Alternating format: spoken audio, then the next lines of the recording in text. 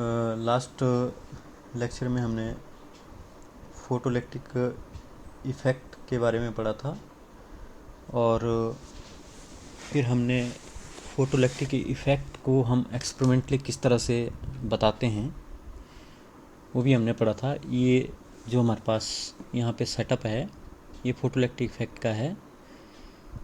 तो यहाँ पे हमारे पास प्लेट है जो कि एक फ़ोटो सेंसिटिव प्लेट होती है जिसके ऊपर लाइट जब पड़ती है या लाइट के फोटोन जब पड़ते हैं तो इस प्लेट में से आपके इलेक्ट्रॉन निकलते हैं और वो इलेक्ट्रॉन जाके कलेक्टिंग प्लेट के ऊपर कलेक्ट होते हैं और फिर ये इलेक्ट्रॉन जो है इस सर्किट में फ़्लो होते हैं। मतलब सर्किट में हमारे पास जो करंट फ्लो होती है और यहाँ माइक्रोमीटर से हम उस करंट को देख सकते हैं।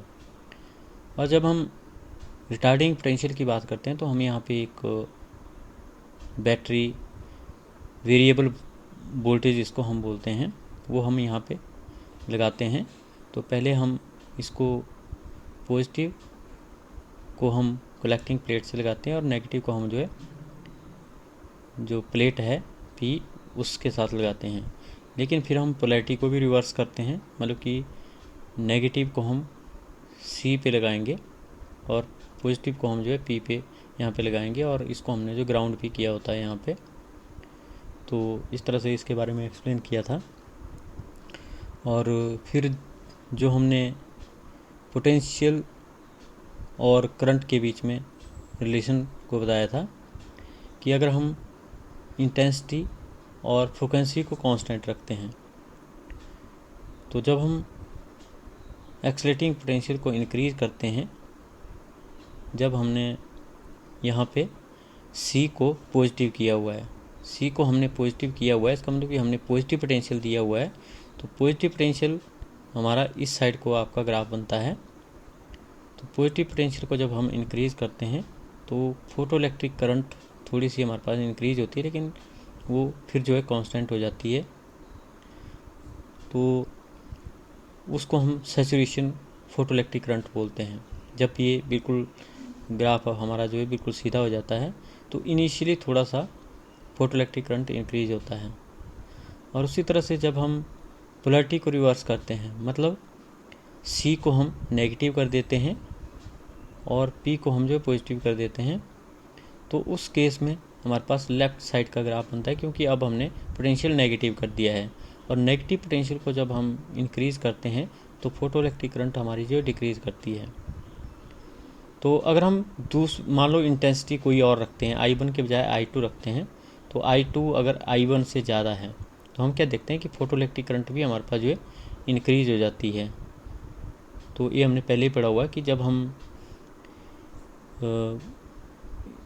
इंटेंसिटी को इंक्रीज़ करते हैं तो फोटोइलेक्ट्रिक करंट इंक्रीज़ होती है, जो कि एक स्ट्रेट लाइन ग्राफ था। तो यहाँ भी हम वो देखते हैं कि जब हमने I1 से I2 इंटेंसिटी की जो कि I2 की ज़्यादा है तो इस केस में फोटोइलेक्ट्रिक करंट भी I1 से इंक्रीज़ हुआ हमारे पास।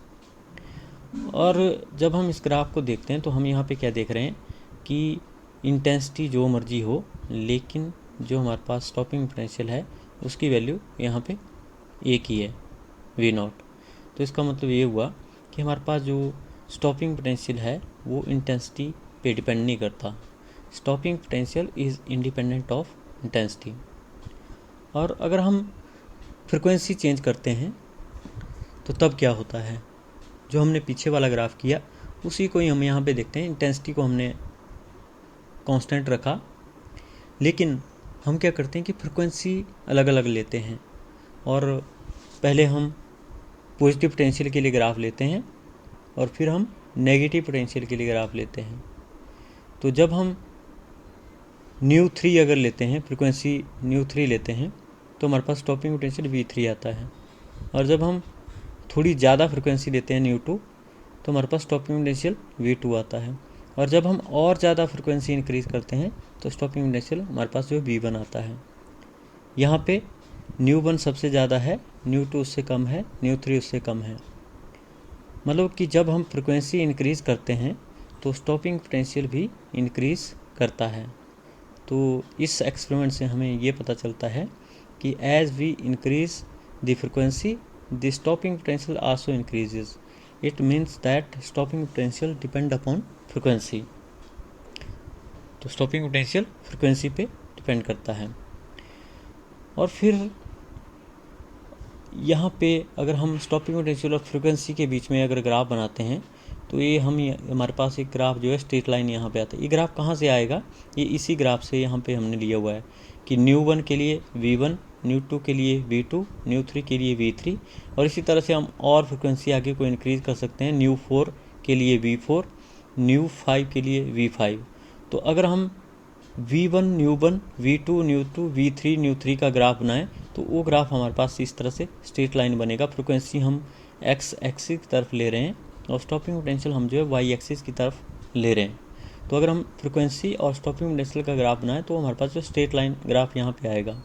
तो यहाँ पे हम क्या देखते हैं कि जब हमारे पास स्टॉपिंग पोटेंशियल 0 है तो इसका मतलब कि जो फ्रिक्वेंसी है वो हमारे पास यहाँ पे मिनिमम वैल्यू उस फ्रिक्वेंसी की होगी। तो हम क्या बोल सकते हैं कि फ्रिक्वेंसी की वो वैल्यू जिस पे स्टॉपिंग पोटेंशियल हमारे पास जो 0 होता है उस फ्रिक्वेंसी को हम थ्रेशोल्ड फ्रिक्वेंसी बोलते हैं। तो स्टॉपिंग पोटेंशियल हमें कब नहीं लगाना पड़ेगा, जब हमारे पास जो इलेक्ट्रॉन है वो उससे निकलेंगे नहीं, जो मेटल है उसमें से इलेक्ट्रॉन निकलेंगे नहीं या प्लेट में से इलेक्ट्रॉन निकलेंगे नहीं। तो उस केस में हमें जो स्टॉपिंग पोटेंशियल है वो नहीं लगाना पड़ेगा। तो इसका मतलब उस केस में फ्रिक्वेंसी फोटोन की कितनी होनी चाहिए, 0, क्योंकि हमारे पास जो फोटोन पड़ रहे हैं उनसे इलेक्ट्रॉन निकल नहीं रहे हैं। तो हम क्या बोलते हैं कि minimum value of the frequency जिससे कि फोटोइलेक्ट्रिक इफेक्ट होता है उस फ्रिक्वेंसी को हम थ्रेशोल्ड फ्रिक्वेंसी बोलते हैं। तो फ्रिक्वेंसी की वो वैल्यू जिसके नीचे, जिस फ्रिक्वेंसी के नीचे फोटोइलेक्ट्रिक इफेक्ट नहीं होता उसको हम थ्रेशोल्ड फ्रिक्वेंसी बोलते हैं, और उस फ्रिक्वेंसी से ऊपर ही आपका फोटोइलेक्ट्रिक इफेक्ट होता है उस फ्रिक्वेंसी को हम थ्रेशोल्ड फ्रिक्वेंसी बोलते हैं। तो थ्रेशोल्ड फ्रिक्वेंसी से नीचे फोटोइलेक्ट्रिक इफेक्ट नहीं होगा और थ्रेशोल्ड फ्रिक्वेंसी से ऊपर फोटोइलेक्ट्रिक इफेक्ट हमारे पास होता है। तो फिर इसी एक्सपेरिमेंट के बेस पे हम लॉज ऑफ फोटोइलेक्ट्रिक एमिशन को बताते हैं। तो जो हमने ऑब्जर्व किया वो हमारे पास फोटोइलेक्ट्रिक एमिशन के लॉज हमारे पास होते हैं या फोटोइलेक्ट्रिक इफेक्ट के लॉज हमारे पास होते हैं। तो जैसा मैंने अभी बताया कि there is a minimum value of the frequency of incident radiations called threshold frequency below which there is no photoelectric emission. तो जिस फ्रिक्वेंसी से नीचे फोटोइलेक्ट्रिक इफेक्ट नहीं होता उस फ्रिक्वेंसी को हम थ्रेशोल्ड फ्रिक्वेंसी बोलते हैं। इंटेंसिटी चाहे जो मर्जी हो, पहले हमने क्या पढ़ा था कि अगर हम इंटेंसिटी इंक्रीज़ करते हैं तो फोटोइलेक्ट्रिक इफेक्ट इंक्रीज़ होता है, लेकिन अगर लाइट की फ्रिक्वेंसी थ्रेशोल्ड फ्रिक्वेंसी से ऊपर होगी तभी ऐसा होगा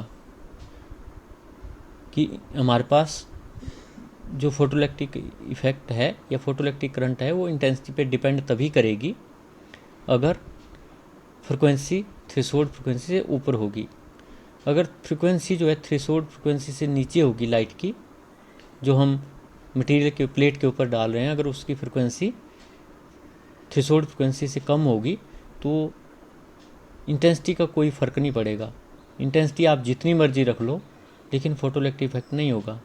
तो ये जो हमारे पास हमने जो सबसे पहली ऑब्जर्वेशन देखी थी कि फोटोइलेक्ट्रिक करंट इंटेंसिटी पे डिपेंड करती है, तो फोटोइलेक्ट्रिक करंट इंटेंसिटी पे डिपेंड करती है, लेकिन जो फ्रिक्वेंसी है that should be more than threshold frequency. Above the threshold frequency, the number of photoelectrons emitted per second is directly proportional to the intensity of the incident radiations। तो वही चीज़ मैंने बोली कि हमारे पास थ्रेशोल्ड फ्रिक्वेंसी से ऊपर ही जो फोटो इलेक्ट्रॉन्स एमिटेड या फोटो इलेक्ट्रिक करंट है वो इंटेंसिटी के डायरेक्टली प्रोपोर्शनल होती है। तो above the threshold frequency stopping potential is independent of intensity. तो बोलता है थ्रेशोल्ड फ्रिक्वेंसी से ऊपर हमारे पास जो स्टॉपिंग पोटेंशियल है वो इंटेंसिटी पे डिपेंड नहीं करता, जो कि हमने पीछे ग्राफ में भी देखा था। जो यहाँ पे हमारे पास ये ग्राफ है, यहाँ पे हमने बोला था कि स्टॉपिंग पोटेंशियल जो है इंटेंसिटी पे डिपेंड नहीं करता। I1 के लिए भी स्टॉपिंग पोटेंशियल वही है, I2 के लिए भी स्टॉपिंग पोटेंशियल वही है, लेकिन अबव द थ्रेशोल्ड फ्रिक्वेंसी। तो जो भी हमारे पास लॉ है फोटोइलेक्ट्रिक एमिशन का, वो थ्रेशोल्ड फ्रिक्वेंसी से ऊपर ही है। So the maximum kinetic energy of emitted photo electron is independent of intensity of incident radiations. तो जो हमारे पास फोटो इलेक्ट्रॉन जो एमिट होते हैं उनकी जो मैक्सिमम काइनेटिक एनर्जी होती है वो इंटेंसिटी पे डिपेंड नहीं करती, वो हम इस रिलेशन में भी देख सकते हैं। तो यहाँ पे 1/2 mv² आपका आएगा, 1/2 mv² इक्वल टू EV0। तो ये रिलेशन हमने पहले पीछे भी इसको किया था। तो यहाँ पे हम क्या देखते हैं कि अगर हम वेलोसिटी की बात करें, maximum velocity of the photo electron emitted does not depend upon intensity, it depends upon stopping potential. तो जो हमारे पास इलेक्ट्रॉन्स की मैक्सिमम वेलोसिटी होती है वो स्टॉपिंग पोटेंशियल पे डिपेंड करती है, लेकिन इंटेंसिटी पे डिपेंड नहीं करती है। तो जो वेलोसिटी होती है इलेक्ट्रॉन्स की वो लाइट की फ्रिक्वेंसी पे डिपेंड करती है। तो इसका मतलब क्या हुआ कि हमारे पास जो maximum velocity of the photo electron है वो फ्रिक्वेंसी पे डिपेंड करती है, इंटेंसिटी पे नहीं डिपेंड करती। तो यहाँ भी लिखा हुआ है but depends upon the frequency of the incident radiations. तो maximum kinetic energy of the photo electron depends upon the frequency of the incident radiations. और नेक्स्ट जो हमारे पास फोटोइलेक्ट्रिक एमिशन का लॉ है वो है हमारे पास कि photoelectric emission is an instantaneous process. ये एक जल्दी होता है हमारे पास, बहुत जल्दी होता है। कितना जल्दी होता है? 10⁻⁹ सेकेंड में हमारे पास हो जाता है। तो जैसे ही फोटोन आपका पड़ेगा विद इन 10⁻⁹ सेकेंड में फोटो इलेक्ट्रॉन हमारे पास जो एमिट हो जाएगा। तो इसलिए हम इसको इंस्टेंटेनियस प्रोसेस बोलते हैं, एकदम होने वाला। फिर हमारे पास है फेलियर ऑफ क्लासिकल और wave theory. Laws of photoelectric emission can not be explain on the basis of wave nature of the light. तो जो फोटोइलेक्ट्रिक एमिशन का लॉ है हमारे पास उसको हम वेव थ्योरी से डिस्क्राइब नहीं कर सकते। It can not be explain that while light of high intensity but of low frequency can not produce photoelectric emission. तो जैसा कि हमने देखा था कि अगर हम थ्रेशोल्ड फ्रिक्वेंसी से कम फ्रिक्वेंसी लेते हैं लाइट की, इंटेंसिटी आप जो मर्जी लो, चाहे बहुत ज़्यादा इंटेंसिटी लो, तब भी फोटोइलेक्ट्रिक इफेक्ट नहीं होता। तो इस चीज़ को एक्सप्लेन करने में जो क्लासिकल थ्योरी है वो हमारी फेल हो जाती है कि why light of high intensity but frequency is less than the threshold frequency. अगर फ्रिक्वेंसी थ्रेशोल्ड फ्रिक्वेंसी से नीचे है तो हाई इंटेंसिटी का कोई फ़ायदा नहीं होता, फोटोइलेक्ट्रिक इफेक्ट नहीं होता, चाहे आप जो मर्जी इंटेंसिटी इंक्रीज़ करो। तो इस चीज़ को एक्सप्लेन करने में फोटोइलेक्ट्रिक जो हमारे पास क्लासिकल थ्योरी है वो फेल हो जाती है। Where is light of low intensity but of higher frequency can produce electric emission. लेकिन अगर थ्रेशोल्ड फ्रिक्वेंसी से ऊपर की फ्रिक्वेंसी है हमारे पास तो उस केस में हमारे पास इंटेंसिटी कम भी होगी तब भी फोटोइलेक्ट्रिक इफेक्ट होगा। तो थ्रेशोल्ड फ्रिक्वेंसी पे ही डिपेंड करता है कि आपका फोटोइलेक्ट्रिक इफेक्ट होगा या नहीं। अगर थ्रेशोल्ड फ्रिक्वेंसी आपकी जो फ्रिक्वेंसी है वो थ्रेशोल्ड फ्रिक्वेंसी से कम है तो फोटोइलेक्ट्रिक इफेक्ट नहीं होगा। इंटेंसिटी आप उस केस में जितनी मर्जी रखो, जितनी हाई रखो। लेकिन अगर फ्रिक्वेंसी आपकी थ्रेशोल्ड फ्रिक्वेंसी से ऊपर है लाइट की तो उस केस में फोटोइलेक्ट्रिक इफेक्ट हमारा होता है, चाहे इंटेंसिटी कम भी हो। फिर नेक्स्ट आर्टिकल है हमारा Einstein photoelectric equation. In 1905 Einstein explained by applying Planck quantum theory that is light radiation consists of tiny packet of energy called a photon. तो आइंस्टाइन ने जो फोटोइलेक्ट्रिक इफेक्ट है हमारे पास उसको क्वांटम थ्योरी से describe किया। तो क्वांटम थ्योरी हमारे पास क्या थी कि light consists of quanta of energy E=h²। तो उसने E=h² का कंसेप्ट यहाँ पे हमारे पास फोटोइलेक्ट्रिक इफेक्ट को एक्सप्लेन करने के लिए लगाया। बोलता है photon gives energy to the electron. तो जो हमारे पास मेटल है उसके अंदर इलेक्ट्रॉन्स होते हैं, तो फोटोन क्या करता है, अपनी एनर्जी जो उसके पास E=h एनर्जी होती है वो उसको अपनी एनर्जी देता है फोटोन।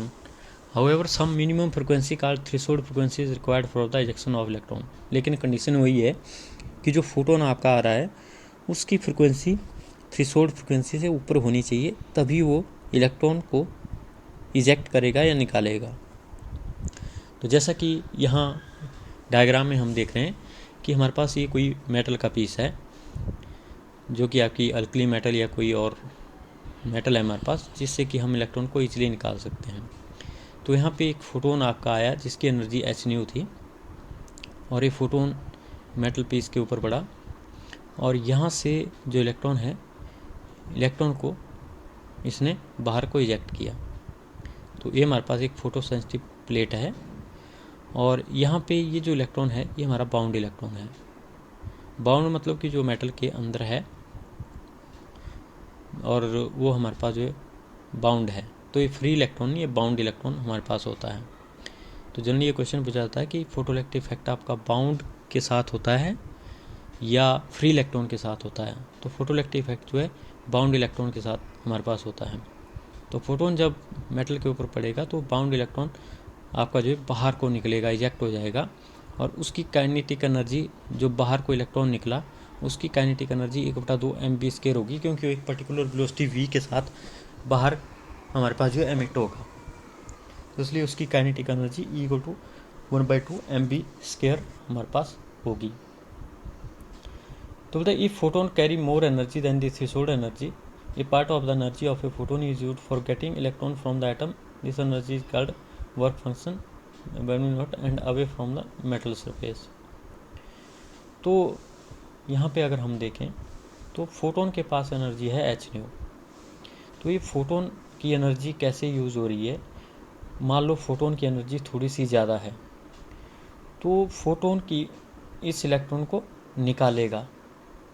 तो इस फोटोन को निकालने के लिए जितनी एनर्जी लगेगी उसको हम वर्क फंक्शन बोलते हैं। तो वर्क फंक्शन क्या होता है, minimum energy required to eject electron. तो इस इलेक्ट्रॉन को जस्ट निकालने के लिए जो एनर्जी चाहिए उसको हम वर्क फंक्शन बोलते हैं।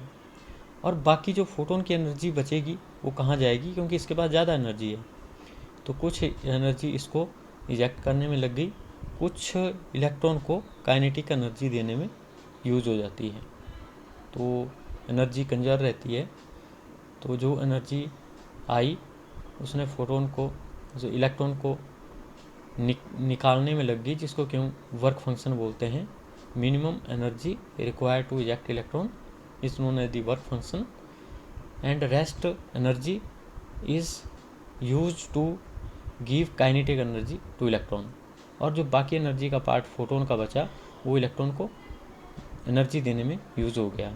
तो इसलिए हम यहाँ पे क्या लिखते हैं कि जो energy of the incident photon है वो कैसे यूज होती है, work function plus kinetic energy of electron. तो फोटोन की एनर्जी है वो इलेक्ट्रॉन को निकालने में लगती है, जिसको हम वर्क फंक्शन बोलते हैं, और साथ में इलेक्ट्रॉन को काइनेटिक एनर्जी देने में लगती है।